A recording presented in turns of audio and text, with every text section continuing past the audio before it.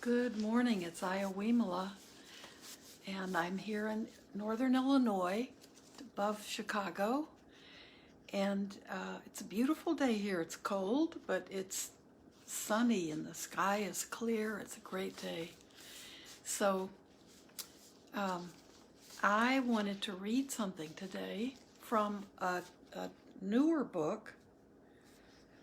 I think it's been out for just about a year now. Again, it was a gift from my good friend Allison.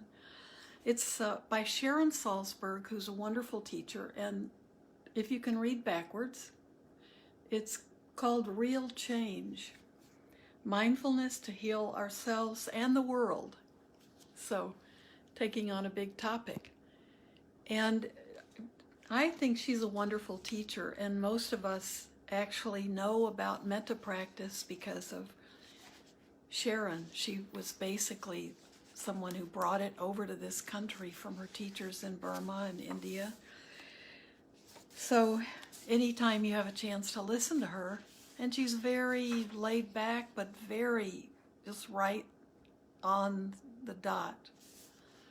Doesn't waste any words, and very focused. So this book, I have not read the whole book, but I think it's very timely, and I'm looking through and I see something, believing the stories others tell about us. And I know this is often a problem for us, and if you think about our isolation these days, there may be a tendency for us to believe more of the stories that others tell about us. There might be a little bit of, sometimes our self-esteem can take a nosedive if we think that if we have feelings of being lonely, or feelings of being disconnected, or feelings of wanting to just hide under the covers. We may be thinking, oh, I'm not supposed to be feeling this way. And we don't have our usual activities that keep us feeling productive and keep us feeling good about ourselves. And so if we're used to getting that reinforcement from our friends and from the good things we do and the things that we do that keep us going, and now suddenly we just don't have a lot of that, I think it can be a really rough time for a lot of us. And it may come in waves. Things may be fine, and then some kind of small incident may just knock you backwards. So I saw this it's not the title of a chapter, it's rather early in the book, and the chapter is, okay, I'll tell you the chapter in case you have the book. It's chapter 2, and the chapter is called Agency. So this is a section from it.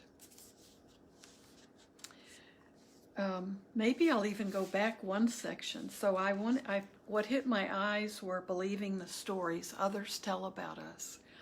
And the few paragraphs before it, the subtitle is Counting on Others and Seeking Salvation from Outside Ourselves. And I know for a lot of us, we're seeing that. We're seeing how much of our self-valuation comes from literally, physically outside sources. It might be in the volunteer work we're doing. It might be from the people we would typically work with in an office. It might be from the things we would always do outdoors, or things that we did. So many volunteer activities have even been suspended, and we don't even know when they'll come back. I worked with a group going into the prisons, and chances are that'll be quite some time before we can physically go back in and be working together in the jails, the prisons, with detained immigrants. So that's where I'll start with this, counting on others and seeking salvation from outside of ourselves. I think of the Statue of Liberty in contrast to other iconic women, women who wait. I think of the architectural feature known as a captain's walk, or less auspiciously, a widow's walk, which is seen in some 19th century North American coastal homes. The latter name, folklore has it, refers to the wives of seamen standing there, waiting, pacing, looking out to a sea that had very likely taken their husbands out of their homes and into hers, into the seas. Women pacing in fear, waiting to be completed by something or someone external. Waiting to receive rather than to give. Waiting to come alive, and waiting some more. When I was living with my father's parents, I was a quintessential person, just waiting and waiting. No missing husband, but a strong sense of a missing life. I was going through the days as though I were a tape recorder with the pause button on. My entire life up until I was 18, I'd felt on the margins, different, left out. I'd felt numb or couldn't think what to do, or I was convinced my doing anything was a futile gesture. I was helpless to move, to effect change. Suddenly, I wanted a chance for things to be truly different. Early on, I made a key decision that determined the entire course of my outside life, applying to the American Studies department at the university I attended. In it, I asked to spend my junior year in India studying meditation. I think of that moment so often. I was 17 when I applied, but had not even been to California when I sent in that application.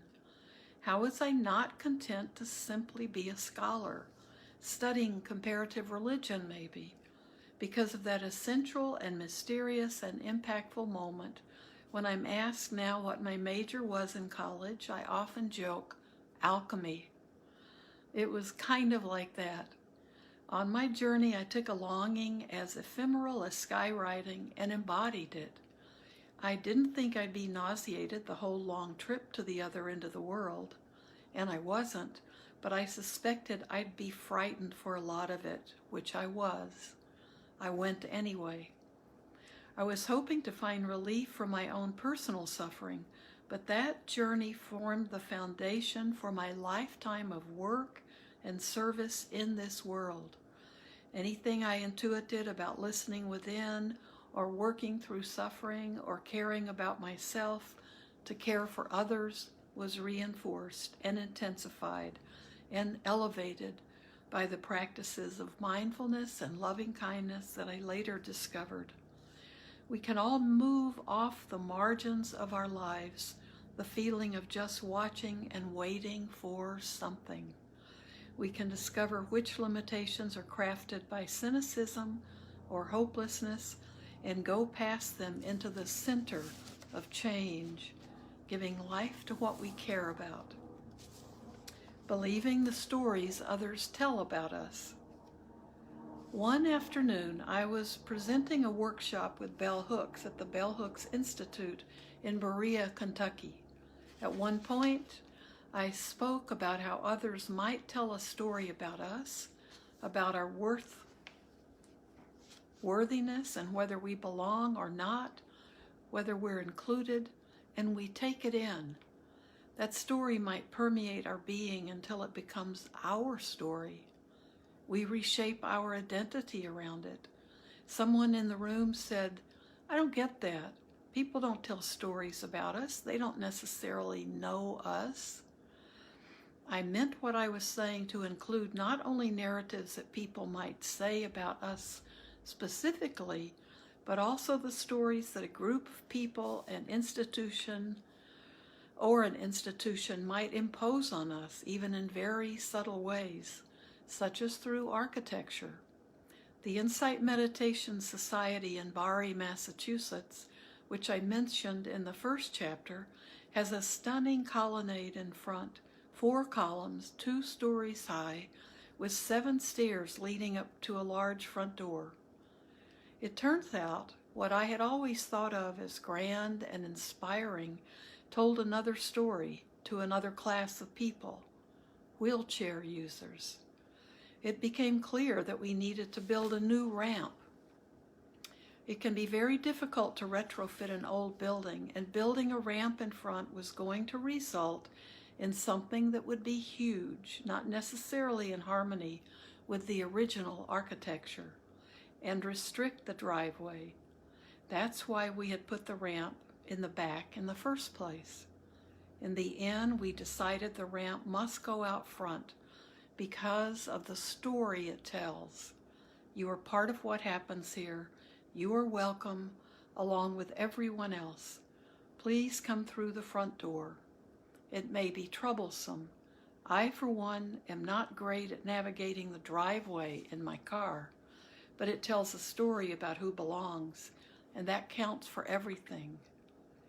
At that same workshop in Kentucky, Bell Hooks offered another example of a behavior, a way of acting in the world that told a very potent story of who is of worth and who isn't.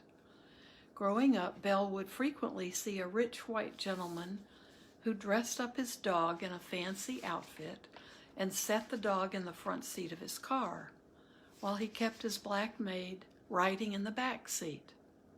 How could someone do that, she thought, as it seemed to her that he honored a dog more than a person. That left an indelible impression in young Belle's mind. It has taken her a lot of work on love over the years to counteract the kinds of stories she has experienced, people telling her about her place in the world based on her skin color. Merck CEO Ken Frazier told the New York Times a story from the days of apartheid about seeing how deep-seated stories could ingrain behavior. This is his story. I lived one whole semester in Soweto. It was completely lawless. There were no street lights. It was a completely separated area where people were contained because the South African government's job, as it saw it, was to separate blacks from whites. But what I remember more than anything else was interacting with people who their entire lives had been told that they were second class, that they were inferior, and how hard it was to get people, particularly the men, to speak up in audible tones because they had been in many ways told that their voice was not worth listening to. In addition to trying to teach people the substantive legal issues, it was a lot about trying to instill self-confidence.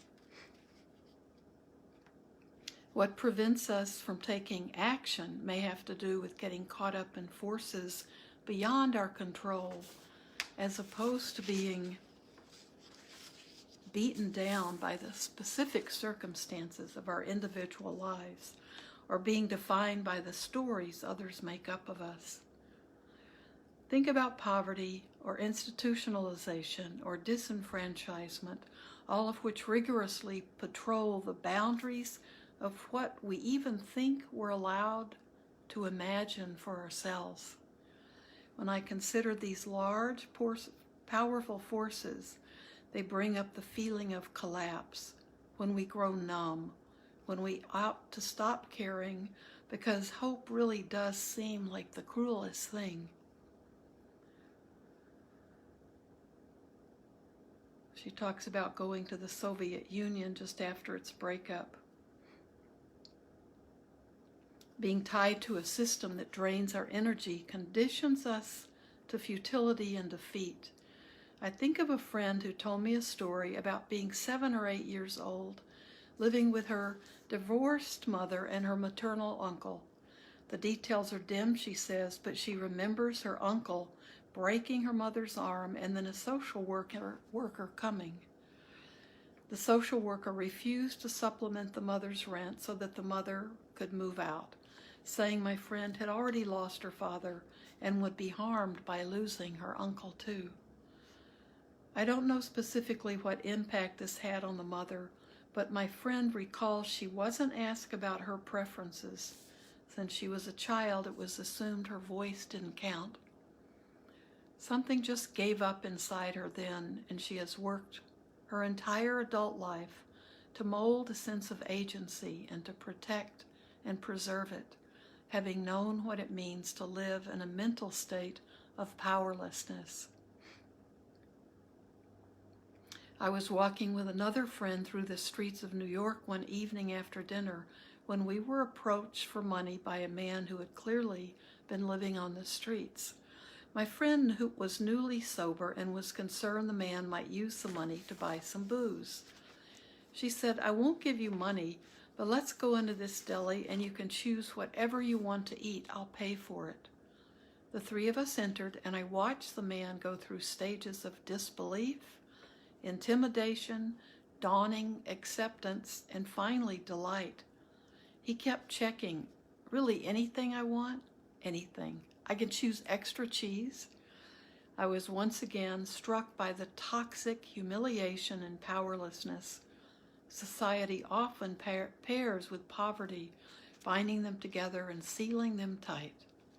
If you can't afford much, you're pretty worthless. You don't look tight, nicely prosperous, or predictable. I thought a lot about choice, about belonging, about having a vision and dreams and a reasonable path to at least try to achieve them. The man in the deli could not have looked more elated. Having so little choice in his life, he seemed to savor the novelty of being treated with respect. As an individual with his own needs and desires, I learned a lot watching this powerful exchange. A moment of paying attention, a glimmer of self-worth in another who seems completely bereft. So we can think about that feeling of self-worth and self-acceptance, and so on so many levels. Whether it's allowing a homeless person to pick out what you want to get them to eat, to the self-worth you may feel based on, how productive you feel you're being right now, or how non-productive you feel you're being, or allowing isolation to kind of bring your self-worth down, thinking maybe you should have completed a master's degree in the time of the pandemic, because everybody's always talking about Zoom classes and everybody's going to school on Zoom.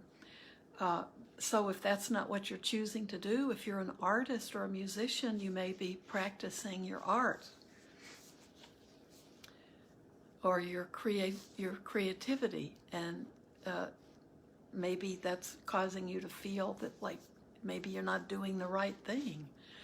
So think about that. Think about your value, and think about, is more of your value coming from outside yourself, or do you have a good sense of that within yourself? And even if you've had to put a lot of the things that kept you feeling good and productive and being an asset in the world, even if you've had to put those on hold, that doesn't mean you're not a valuable person, and that what you're choosing to do with your time is not important. I mean, it's exactly that. If you have a lot of extra time on your hands, it's exactly that. It's yours to do as you choose. So don't let this isolation and lack of contact with friends and the typical things you might be doing, really try to look and see if that's, it might be that that's where your self-esteem comes from more than from that inner self-worth. So, oh, I did drop it. Our time is almost up, so let's just begin to sit together and sit for a few minutes, and I just want to practice a little bit of metta, but sending metta to ourselves. And so I'll begin it, and then I will let you know when I'm leaving, but I'd like you, if you can, to just stay practicing a bit. And I'm going to just start metta so we can think about ourselves and caring for ourselves and befriending ourselves. Then you can expand it out as far as you want to. Or this may be a time when you need to be focusing more on developing your own self-worth and getting in touch with those qualities that you love and care about in yourself. So a few deep breaths can help us feel grounded. Let your spine be elongated. And just allow your body to breathe for you. Let your awareness be very lightly on your breath.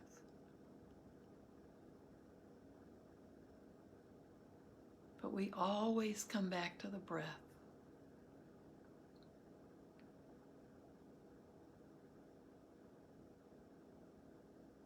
Now share your focus with yourself. And we'll send good wishes and good feelings to ourselves. We're blessing ourselves. We're sending ourselves the goodness that we want to feel content. And may I feel safe in this crazy world. May I feel comfortable with the choices I've made to protect myself and my family. May I be content and easily satisfied. And may I be at peace.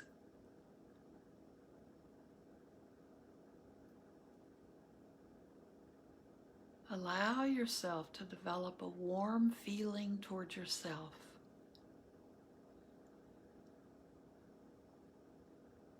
See your own goodness.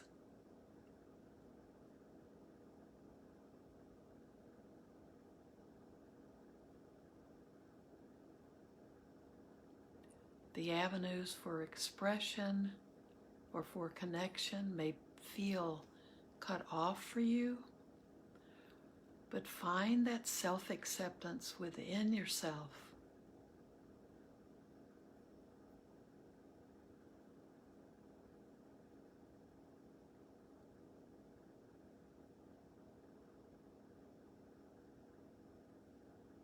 It's okay to think about the things you've done that have been of benefit to other people, that have helped other people.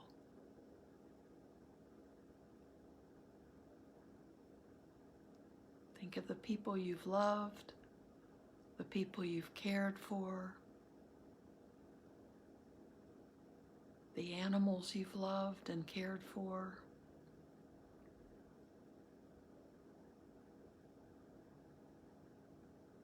The work you've done that's been valued to others. Think of the contributions you've made all through your life.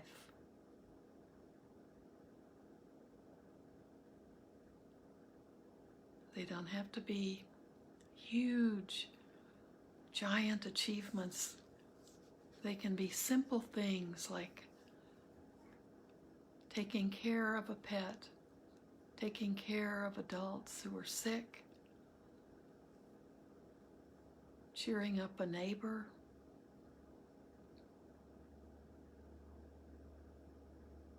checking in on someone, doing volunteer work, being sensitive to your colleagues at work when they have problems. There's so much we do that we take for granted, but other people notice it.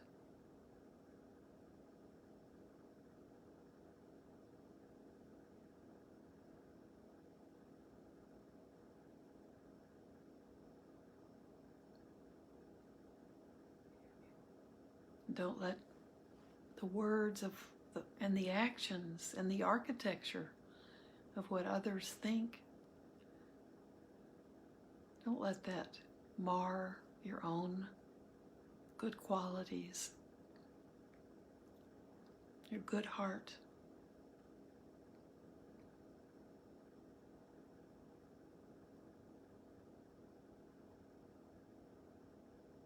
And it's okay to just sit with this,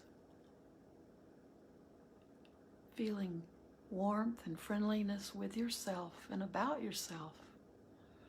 We need to be able to love ourselves before we're able to send love out to others.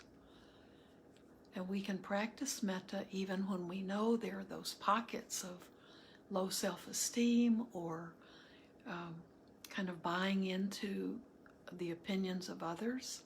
We can complete the practice, but the most important thing is to really experience that loving kindness towards ourselves.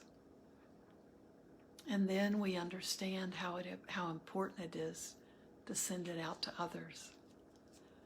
And sharing that is the natural outflow of having it for ourselves.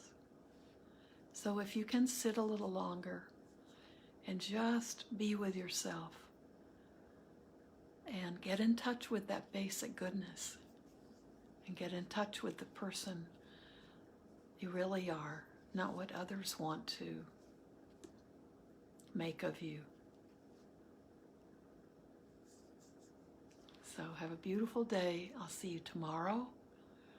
And there's so many good things going on Saturday.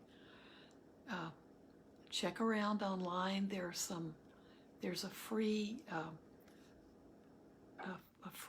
talk at the Bari Meditation Center in Massachusetts, Barre. And it's a free program, and it's on racial injustice and how we can work with that. There are things going on at Blue Lotus, and there's just a lot going on, I notice. So if you want to have a day, make a little, like a half-day mini retreat for yourself. It'll be easy to do on Saturday. So take care of yourself and love yourself. And that's what we all need to be doing. Okay? See you Friday. That's tomorrow.